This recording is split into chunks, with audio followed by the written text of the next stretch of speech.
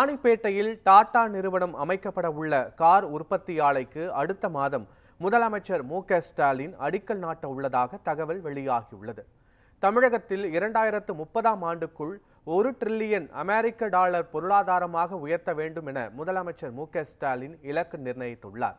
அதன் ஒரு பகுதியாக சென்னையில் கடந்த ஜனவரி மாதம் 7 மற்றும் 8ஆம் தேதி உலக முதலீட்டாளர்கள் மாநாடு நடத்தப்பட்டது. இந்த உலக முதலீட்டாளர்கள் மாநாட்டில் நேரடி மற்றும் மறைமுக வேலை வாய்ப்புகள் கிடைக்கும் வகையில் புரிந்துணர்வு ஒப்பந்தங்கள் கையெழுத்திடப்பட்டன.